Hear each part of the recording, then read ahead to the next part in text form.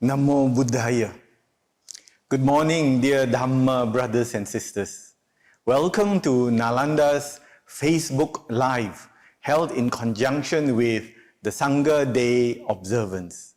Today we are happy and honored to host a special interview with the most respected Āyasmā Aggacitta Mahāthera on this auspicious occasion. Today's interview is part of a series planned by Nalanda Institute. These interviews aim to share invaluable wisdom from revered Buddhist teachers about Dharma practice and current issues affecting Buddhism. The Buddha explained when he held up a handful of leaves to his disciples that it represented the teachings he had taught them that were appropriate for their liberation.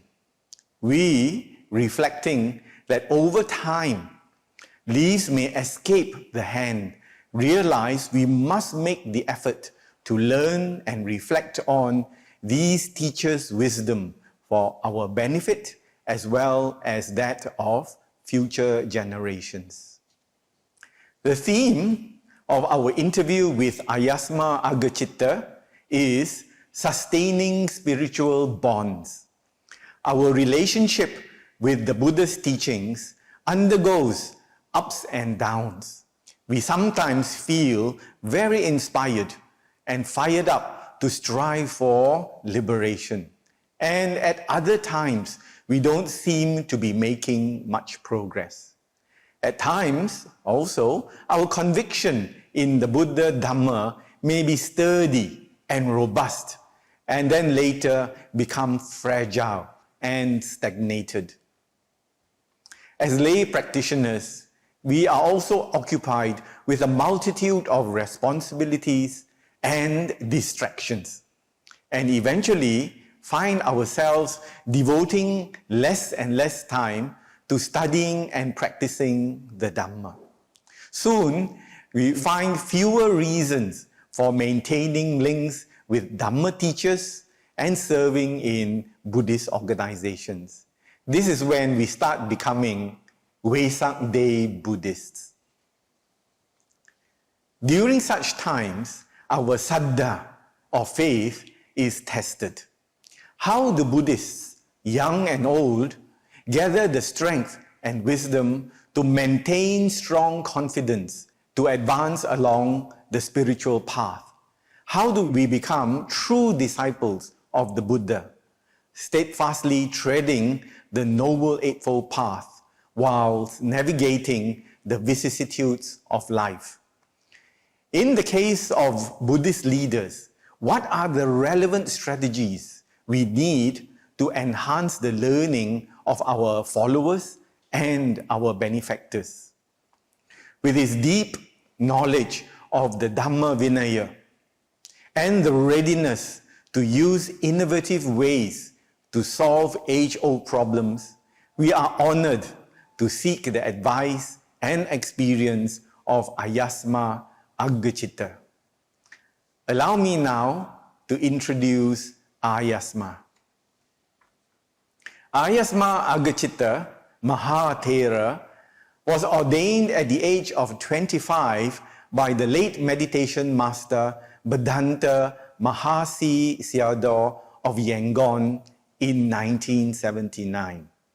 He later trained under various teachers, notably the late Sayadaw U Pandita, Sayadaw U Tisara of Yangkin Forest Monastery, Sayadaw U Achinna, known fondly now as Pa'auk Sayadaw, and Sayadaw U Tejaniya. Besides practicing meditation, Venerable studied advanced Pali grammar under Sayadaw U Dhammananda at Wat Thamao, Thailand. He also studied the Pali Tripitaka in Myanmar, researching its accurate interpretation and practice until his return to Malaysia at the end of 1994. After a 4-year solitary meditation retreat in Sarawak, he returned to West Malaysia in 1998. Since then, Venerable has been investigating popular interpretations and practices of Buddhism in the light of the Pali scriptures, also real experiences and contemporary research findings. Using a critical yet constructive approach, he shares his findings with others to bring them closer to real practice through his writings, sutta study workshops, meditation retreats, and mindful hiking retreats.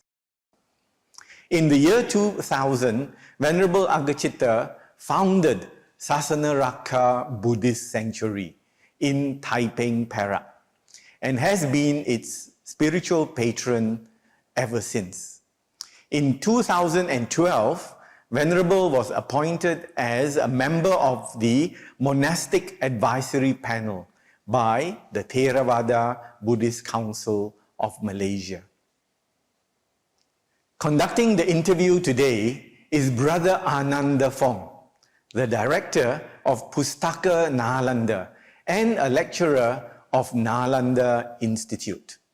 Brother Ananda was a student, facilitator, and former deputy principal of the Buddhist Institute Sunday Dhamma School at the Buddhist Mahavihara. He then served as principal of the Sunday Dhamma School in Bandar Utama Buddhist Society and later as president of that organization. During his service in Brickfields and in Bandar Utama, he was the co-organizer and facilitator of several training programs, focusing on Dhamma school teachers and Dhamma speakers. Brother Ananda has also been giving talks regularly throughout the Klang Valley. Let us put our palms together to respectfully invite Āyasmā Aggacitta and Brother Ananda Fong for this Dhamma interview.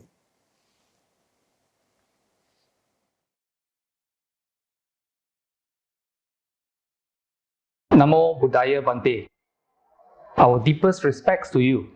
Thank you for agreeing to spend time with us. It's despite your busy schedule.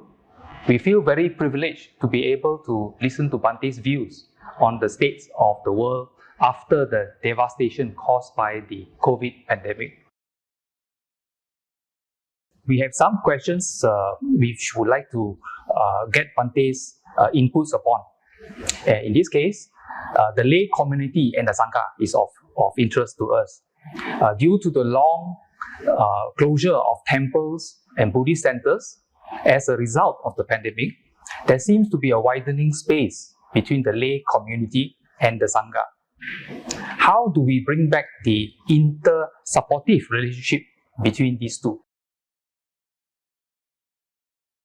Well, you can say that there are actually two types of interrelationship between the laity and the Sangha.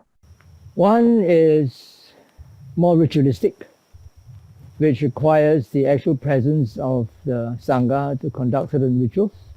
And the other is from a more spiritual level, which actually transcends communication to actual presence. Well, for the first, I guess that would be, for the majority of Buddhists, that will be the most important thing, because it's because of popular Buddhism that Buddhism has been able to survive all this while. When the pristine teachings of the Buddha were first propagated by the Buddha himself, there was a lack of rituals. In fact, if you look into the Vinaya Pitaka, there is hardly any mention about the rituals or the pastoral activities that a bhikkhu should do. It was only later on in the commentaries that a very bare minimum of rituals were suggested. And of course, this will require the actual presence of the Sangha to conduct all these rituals. There have been innovations, however, using pre-recorded material to fill this gap due to the COVID restrictions in movement. There have been different innovations not only in the Theravada tradition but also in the non-Theravada tradition, where things are done online or electronically without the actual presence of the Sangha. So this relationship between the Sangha and deity can still be maintained, but on a virtual basis rather than practically in the actual presence of the physical presence of the monastic community. The second type of lay Sangha interrelation is on a spiritual level, and this actually transcends actual physical presence. As you can see now, there are many online events, Buddhist online events going on all over the world, and because of mass-comm and because of the speed of internet and the availability of internet to many places in the world, the Dharma can spread even more widely.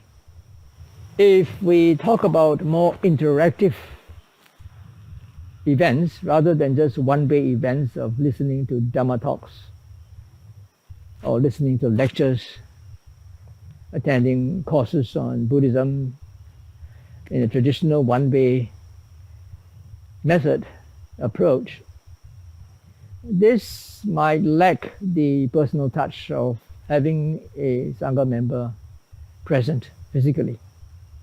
But then when we come to more interactive events like workshops, meditation retreats, whereby there can be interaction through group discussion and presentations through the workshops, and then even for meditation, we can have interviews, either personal, individual interviews or group interviews. And I find that during this period, when my internet speed was satisfactory, I began to know more people from other places, whom I would not have been able to come into contact with through my events due to the physical limitations when my events are conducted live in SBS. In fact, some participants say it was so difficult for them to get into my retreat in SBS, they missed the opportunity, and only now when we are doing online did they have this opportunity to join me. So when you talk about on a spiritual level and events, online events which are more interactive in approach, then I don't think that this gap is widening. In fact, I think this gap is closing. But when you talk about rituals which require the physical presence of the Sangha, yeah, perhaps this might fall behind a bit. Hope that answers the question. Thank you, Bhante, for the input. Moving on to another topic on intellectualization of the teachings, but no heart or feeling. Whereas because there has been a proliferation, as you mentioned earlier, of online Dharma talks by various Dharma teachers nowadays, caused by the restrictions of the pandemic. And Dharma dissemination in this format seems to be or to have contributed to this intellectualization of the teachings and directed towards a scholarly grasping and seems not to touch on the heart. The feeling-based aspects are obviously missing. Does Bhante agree with this observation? Well, I'm not so much in touch with online events, but based on what you say, my general perception or impression is that monks from the Sri Lankan tradition, Sri Lankan monks, who can speak good English are usually those who are educated in the monastic universities or universities, and they are more intellectually inclined. And so therefore, since they are the ones who can speak English, they are the ones who would try to propagate the Dharma according to their own inclinations, which is from an intellectual approach. The real Dharma practitioners, the meditators, may not be so gifted linguistically. They may not even be able to speak English. And they are probably hiding somewhere in seclusion in their forest, hermitage, or somewhere, practicing, doing their practice. And it's not easy for them to communicate with other people because of the language barrier. But there are exceptions, of course. There are exceptions. Sometimes there are translators available who are willing to help these meditation practitioners, these Dhamma practitioners, to share their Dhamma knowledge with others through their translations. This can be seen in, notably in Sri Lanka as well as in Thailand. I think, in the Thai forest tradition, quite a lot of Westerners who have embraced this forest tradition, and they bring their Krupa Acharyas to fame through their translations. Right? You can see this dichotomy, I think, very obvious, in a very obvious fashion, because from the Thai forest tradition is more about practice. Watching your mind, watching your heart. Although there's one exception, which is in Ajahn Jayasaro, who is both a scholar and a practitioner, with very good teachers, Krupa Acharyas. So he's an exception in the Thai forest tradition. Another exception we can see is in Professor Venerable Analayo, a German monk, who is, I guess, the most exceptional. I would say he's like the modern day Buddhaghosa, a very exceptionally gifted monk with linguistic abilities, and also very academic in nature, besides being also a very dedicated meditator. He was, in fact, a Goenka teacher for many years before Goenkaji's death. But after his death, I think he retired from that position, and he's now teaching his own style of meditation. He also retired from academia recently, and I believe he's now giving a lot of online courses, both to balance theory and practice. So these are the exceptions. So it is best actually to marry theory and practice, but it is hard to come by. It is difficult to find someone who is both knowledgeable in the scriptures and experienced in practice at the same time, and able to tie up both of them. So it's best to have such a person, but it's hard to come by. Thank you, Bhante, for your insight. Moving on to a third area, attracting youth to religion. I see that Bhante has a steady following of youth taking part in Bhante's activities. What does Bhante do to sustain their interest in the Dhamma? Well, it may seem that I have a steady stream of youths who are following my program, but it has been curtailed because of this COVID pandemic. My approach has always been practical in nature. As you know, in my sutta study with meditation workshops, I present both theory and practice and try to synchronize them. In my events with the youth, however, I don't do that because I know that they are not really interested in the theory. So what I do is I approach it from a more practical and experiential point of view. and I get them to be involved in physical activities because youth are so active and got so much energy. You can't expect them to sit and walk an hour each, for the whole day. That will be the most boring thing for them to do.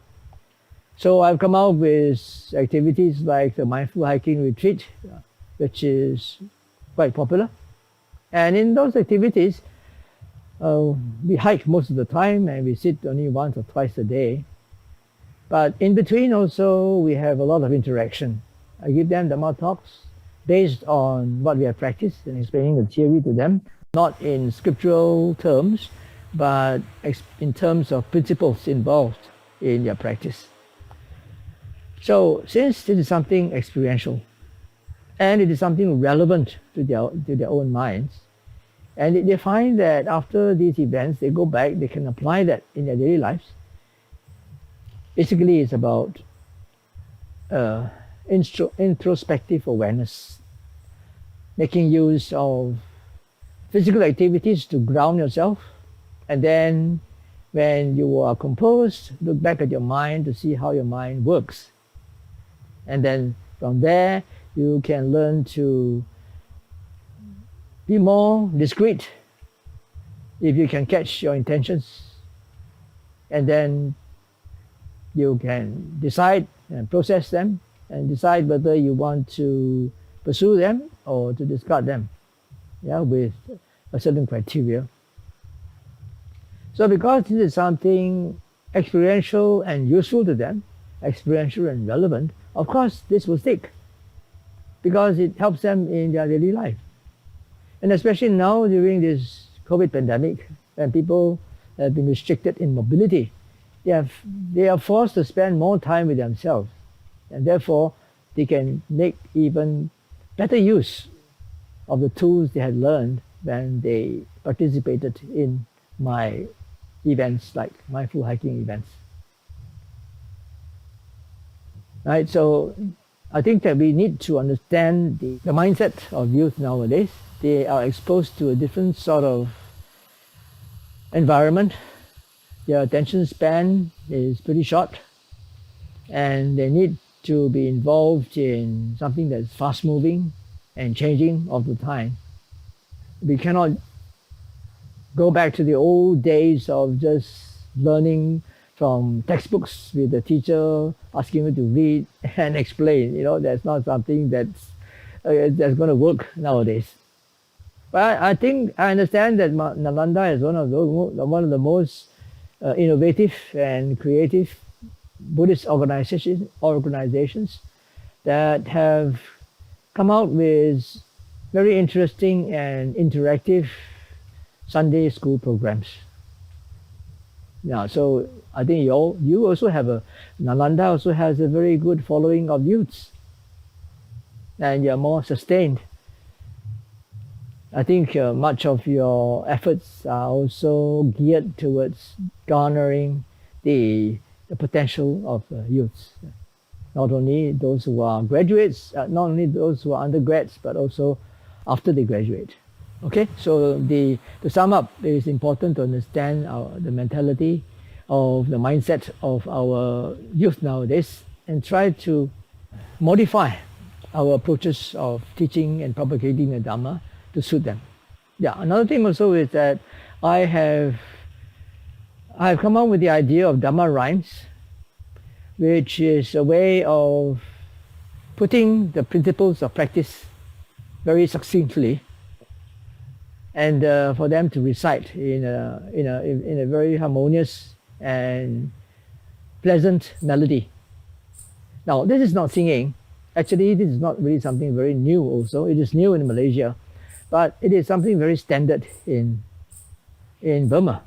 In Burma, for the young and for the old, then the sayadaws, when the monks give Dharma talks, they always have these Dharma rhymes with them.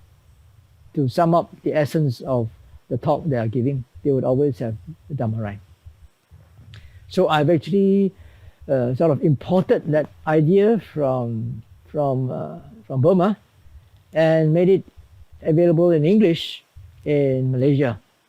And I find that not only do the youth appreciate this, but Also, the senior citizens, they like this.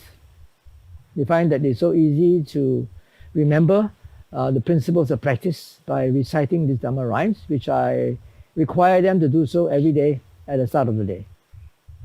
So this also gives what you call some group activity where everybody participates. Another thing is to also tap their creativity, give them a chance to be creative rather than just absorbing things that you give to them. So sometimes during the night, we would have, especially for my hiking retreats, we would have discussions where everybody shares their experience during the hiking. And then after that also, we have a short Dharma talk. And no one is allowed to take any notes while I'm giving the Dharma talk. I'll be talking about the theory behind what they had been doing for the whole day. And then after the end of the Dhamma talk, then they break up into discussion groups, and then they have to try to remember what I said, and then list out all the things that I said, and the group will present. Sometimes even the Dhamma rhymes, I ask them to change the tune, change the melody for each group. So that was a lot of fun for them. That is one of the things that we need to tap also. Okay? Thank you, Bhante. Clearly, Bhante has been very, very innovative in what they call importing and innovating the various ways in which to interest the community, our local community. I'm sure many organizations listening to this segment will be able to take up some ideas and probably with your encouragement, further innovate new ideas, new ways of interacting with the youth. But moving on, the issue of identifying the authentic teachings. Now with the use of communication technology, particularly the internet, we are able to access Buddhist teachings of a wide range of sources and teachers. These are systematic in providing different interpretations of the Buddha's teachings. They are the core teachings of the Four Noble Truths, but in the practical aspects, many points do not seem to agree. There are also teachers who advise against following the commentaries. How would Bhante advise us to identify the authentic teaching that will benefit us in our search for liberation? That's not an easy task, not even for monks, unless you are gifted with the intellectual capacity and the inclination for research work. The best approach, of course, will be to study the source, to study the scriptures at its source, which is, from our Theravada point of view, study the Pali language. Because if you rely on translations, you are actually relying on the views and interpretations of the translator. But then even if you study Pali, you still have to rely on dictionaries, which is also the views of those people who compile the dictionary.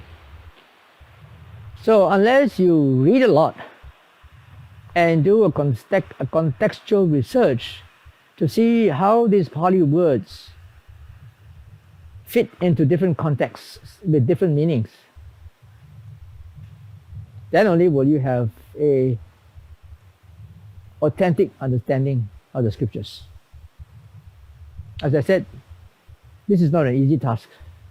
Not every monk has the inclination or the intellectual capacity to do so. Much less lay people who are so involved in earning a living and having to take care of their own family. Where would they have the time to do so? Unless you are an academic who is in the faculty of Buddhology, Buddhist studies or Pali studies or something, then you can dedicate your time to do proper research.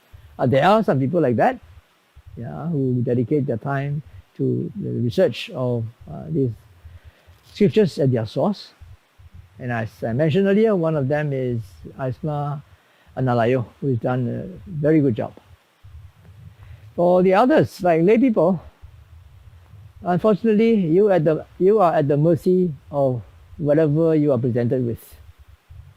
And if you are not grounded in one particular tradition, and you start to view this video and view that video and listen to this teacher and listen to that teacher, I can assure you, you will become very, very confused and lost. So it is best actually to ground yourself in a particular tradition, theory and practice, so that you have something to, you have a reference point. Yeah. And I always tell people, I always tell my students that the most important thing of Dharma practice is to reduce your defilements, improve or increase your wholesome states, and to make you into a better person. You have become more patient, more understanding, more forgiving, more generous, wiser, more loving kindness, more open-minded, more accepting of people with different views. If you are going in that direction, then you are on the right path. Otherwise, if you are following a teaching that makes you more elite, makes you more arrogant, makes you more exclusive in the sense that only your way of thinking, your way of practice is right and others are all wrong, there's something wrong somewhere.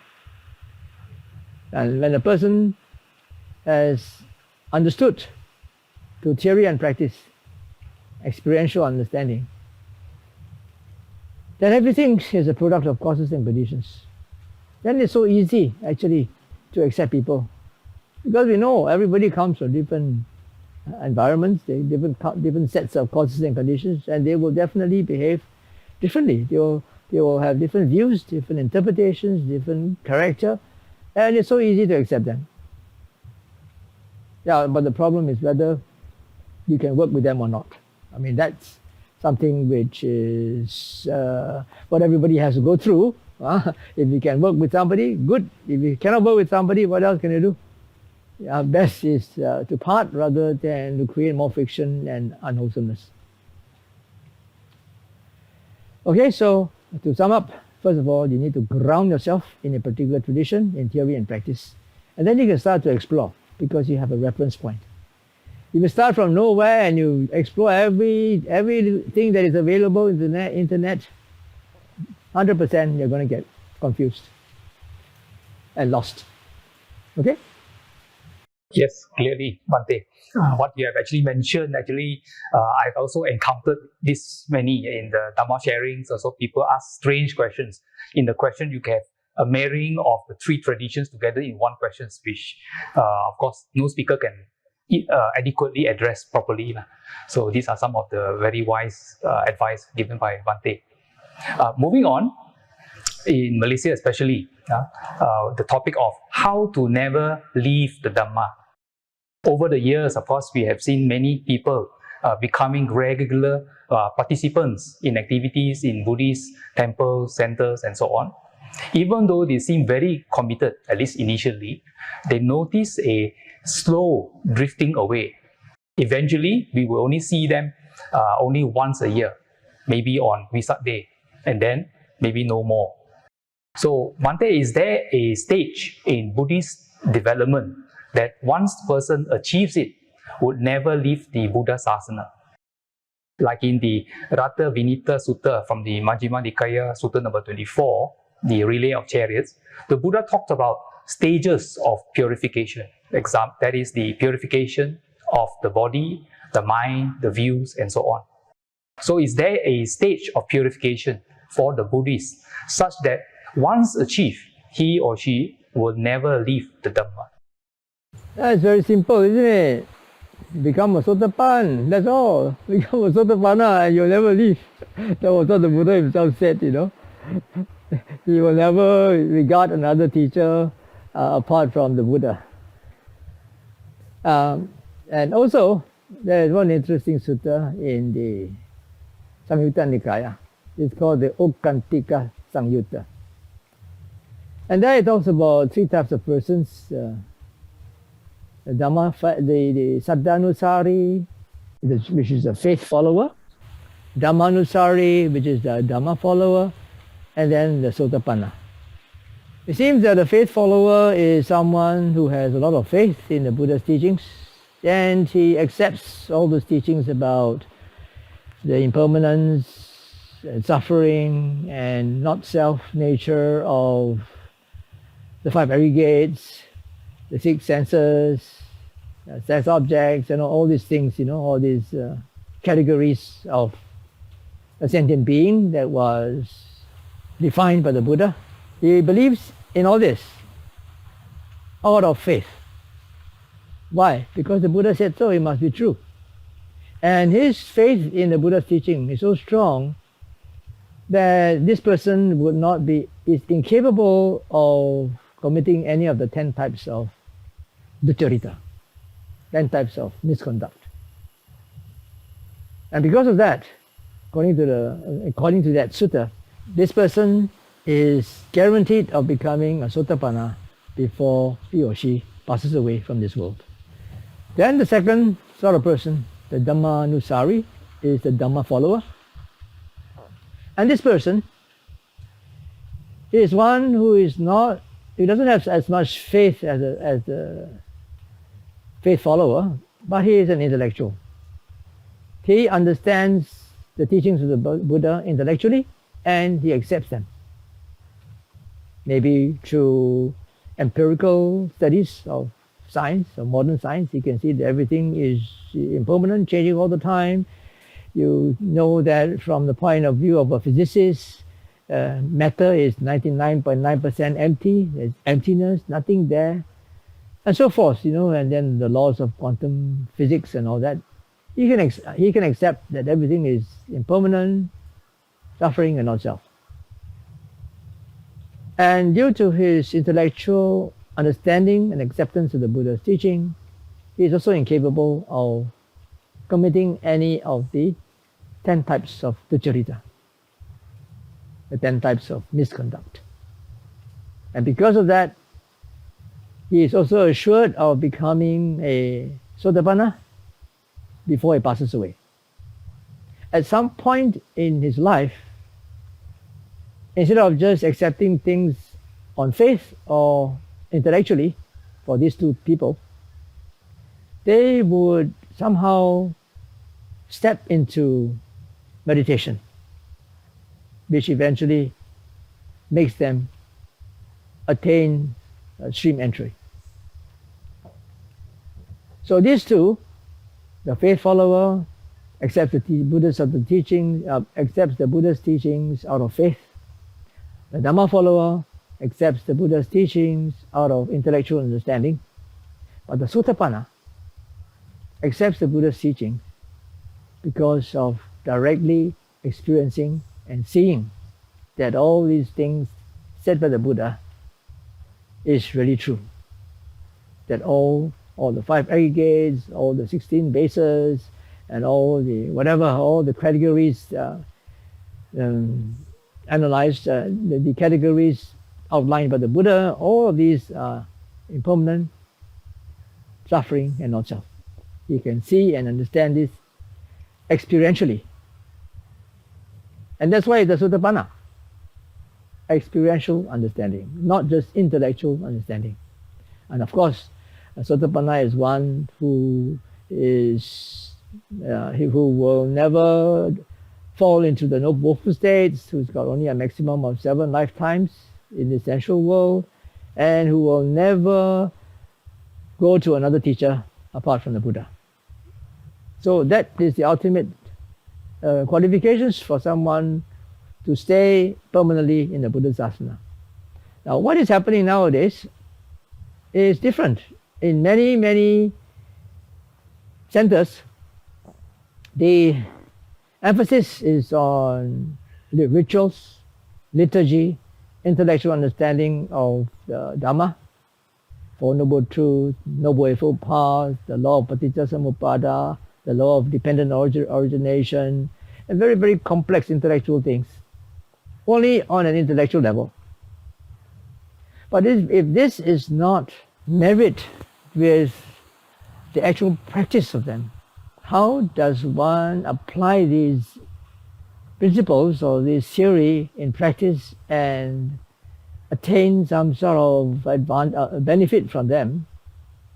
Then it is only up in the head. It's not something that is embedded or integrated into that person's heart.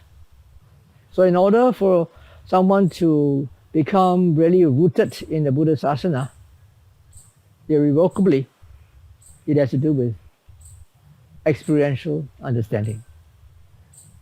And you experience it through yourself, then there's no one who can talk you out of it, because it is your personal experience. You can see everything in terms of anicca, dukkha, anatta, impermanence, suffering and not self. You verify it for yourself. Even if somebody tries to logically disprove that to you, you can know that it's not true, because you've experienced it yourself.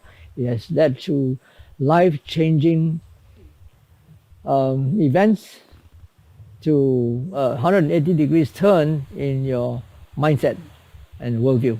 So I would say that this is the best way to ensure that a Buddhist stays in the Sasana and does not leave it forever.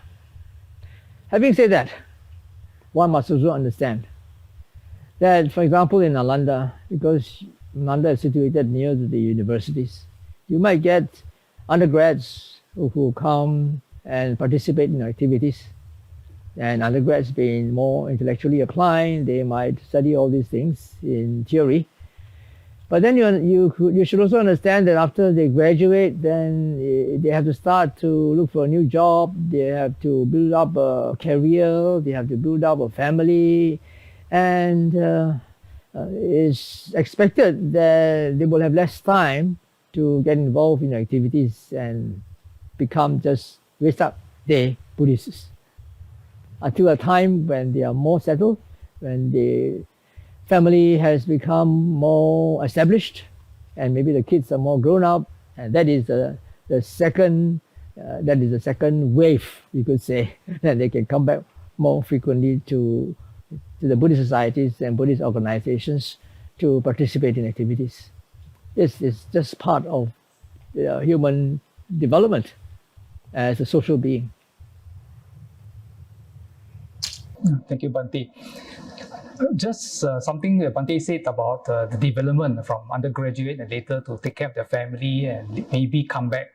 But I find that, so from my observations and also personal experience, that the aspect of Buddhist friends, perhaps the link between interpersonal relationships, get good Buddhist friends among them.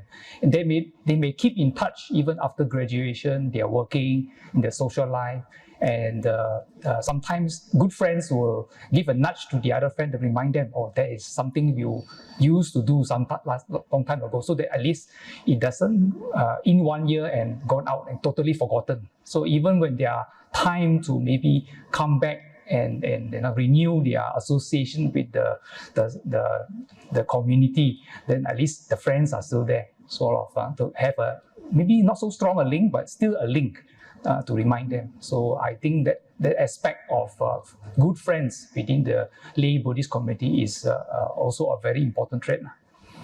Just my observation. Yes, I totally agree. Nowadays with the social media platform, you can create groups, chat groups where people have similar Buddhist interests, then they can communicate and encourage one another. That's what I also encourage my yogis to do after they finish their retreat. I encourage them to get together as a group to meditate if they can physically. If not, then they should start a WhatsApp group and then encourage one another. Group effort and group energy is very important. Yes, thank you, Bhante. Moving on to another topic of conversation, the aspect of many of us not able to or let go of suffering.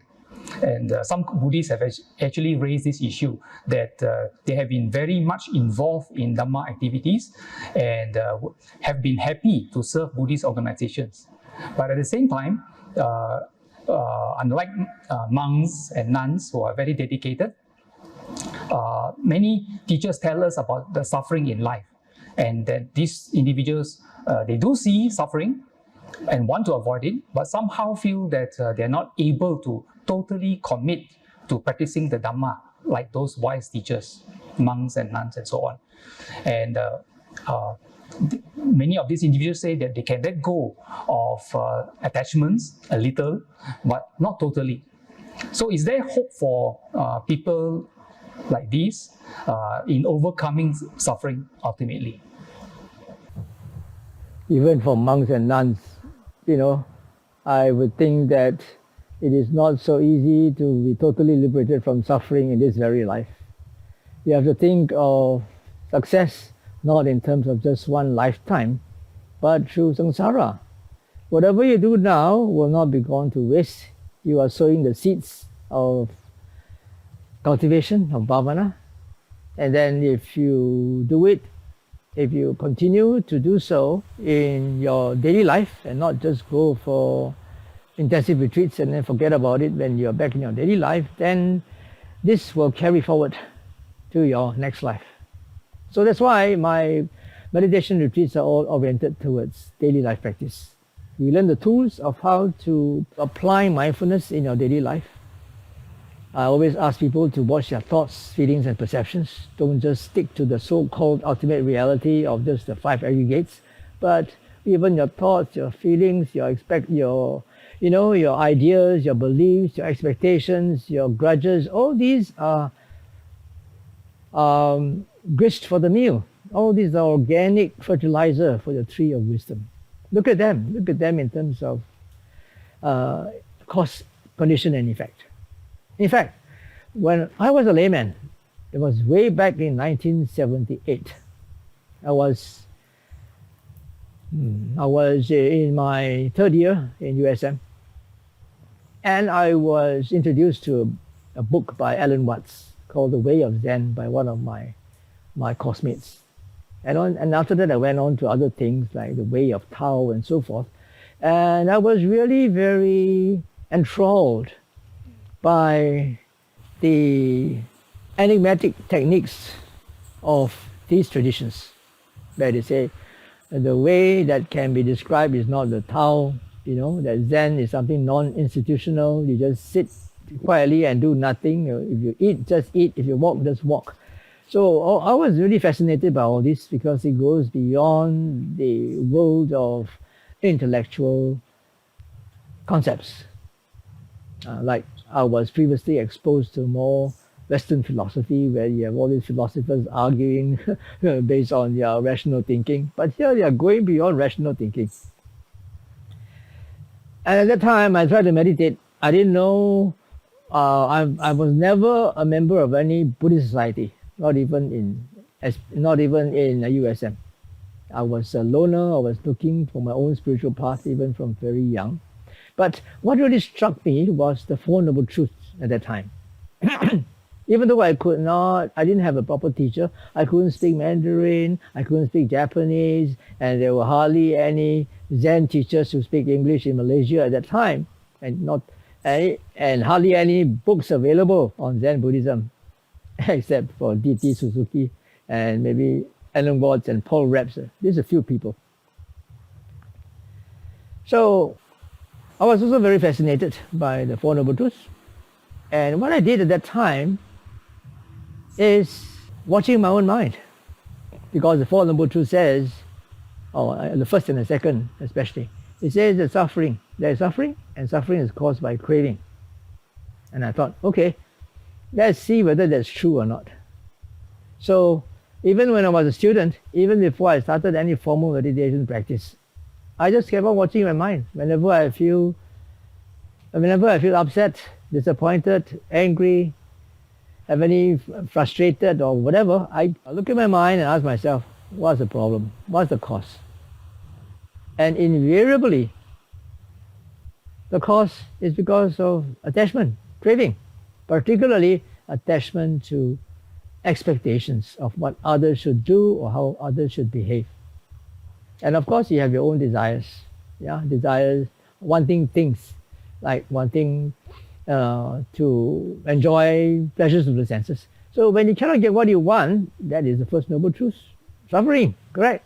If you attach yourself to certain expectations and people don't live up to them, you will get upset.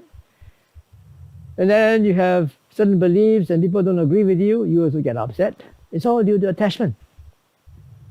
So at that age, when I was still a young person, I would say 78 will be around 24, I was already thinking of renunciation. I began to see the emptiness of this whole world because everything is based on craving, desire, wanting to get this, wanting to get high marks, wanting to curry favor from your lecturer and so forth, you know. And I tried my best to cut down as much desire as I possibly can. Desire and attachments to expectations, to views. And by just doing that, you know, my classmates, my coursemate say, hey, you've already changed, huh? What happened to you? Because before that, I was a perfectionist and I always expect people to behave in a certain way to complete the project in the best possible way so that we can get the best marks. But then later, I changed. I began to accept people for what they are. And that also eased a lot of suffering in my part, within me. So for me, that was the path. I was looking at the first and the second noble truth. And all the time, you know, I could see that there is a reduction of desire whenever I can possibly do so without it. If I have certain family obligations to do, of course, I will still need to follow my desires. So it's the same for lay people. Even though you have no time to go to a retreat center to do a long-term retreat, you can always watch your mind throughout the whole day. Now, I've developed a technique for doing that, which is to, first of all, anchor yourself to the so-called present, which are the five senses, whenever you don't have any productive things to do. And don't allow yourself to get caught up in unproductive or idle thinking. Catch your intentions when you know that your thoughts are, your intentions are unproductive and idle, then drop them, don't follow them, come back to your senses. So this will give you a sense of composure. You're always composed. You always come back to being aware of the senses, you become composed, and then whenever any problem arises, you can immediately look at it with a composed mind and understand the causes and conditions behind this issue, and you can resolve it effectively. So don't despair. If you're a layperson, if you keep on watching your mind continually throughout the whole day and try to cut down as much desire as you possibly can without affecting, not at the expense of your loved ones or those who are dependent on you, then you will also be able to make headway. Thank you, Bhante. Clearly, a step-by-step recipe. Yeah. And it works, you know, it worked. It was just because of that. It was just because of just watching my mind, understanding the first and the second noble truth, that on a conventional level, that led me to finally renounce. And I've been able to stay here for over 42 years. Yeah, I've come across many Buddhist practitioners that always looking for opportunities to apply for leave, you know, from their job or other obligations to try to go for retreat. But I always ask them, after retreat, so do you practice? So most of them nothing to say lah. I always give them that retreat is actually to hone in your skills of meditating, because you can bounce your problems or your challenges with the teacher. But after that, the field of practice is when you get out of the retreat. So there's a lot of opportunities for us to develop step by step in our daily lives, clearly. Absolutely. Absolutely. So finally, Bhante, do you have any final advice for our spiritual practice, especially for the Malaysian community? Yeah, all of my advice have been already stated in the various questions that you asked me. First of all, you have to ground yourself theoretically and experientially in a certain tradition so that you have a reference point when you want to explore other traditions. Secondly, don't give the excuse that you can only meditate when you are on an intensive retreat.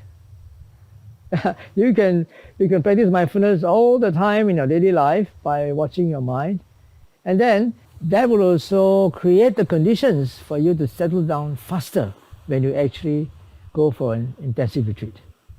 Intensive retreats, formal sittings, these are like charging the battery of your handphone. Yeah, but after you charge your battery, your handphone, you're not going to leave it in a cupboard on your drawer, right? You're going to take it along with you and make use of it. So that's it. You know, when you go for a retreat, when you do formal sitting practice or whatever, these are just charging your spiritual battery so that when you get up from your cushion, get out from your retreat, you must try to maintain, or at least try to make use of the momentum you gained during those times and apply in your daily life. But the problem is, there are some meditative techniques that do not emphasize on daily life practice. The emphasis is on just formal sitting, formal practice, you know. And so yogis who go for such retreats, they can get very spectacular insights during their retreats, but then they are lost when they come back to the world because it's a different game altogether.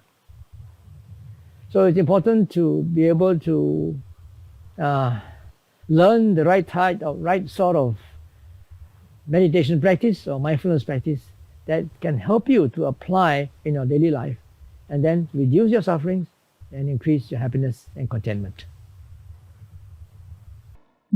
Thank you, Bhante, for sharing your experience and your wisdom in your many years of practice and encounters with so many kinds of people that came to SBS and so on. We have gained so much insight from your sharing, and may Bhante be blessed with good health and continue with your services for a long time to come.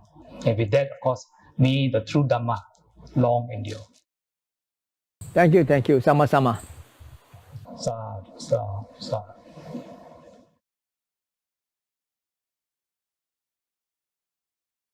Thank you, Āyasmā Aggacitta.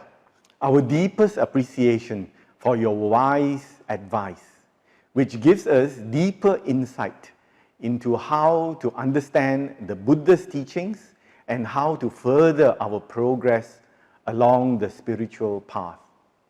Let us apply Venerable's advice in practicing mindfulness in our daily lives and continuously take the right steps towards liberation from suffering. We also thank Brother Ananda Fong for conducting this interview and representing all of us in asking the questions essential to our deeper understanding of Buddhism and its practice. Sadhu, sadhu, sadhu.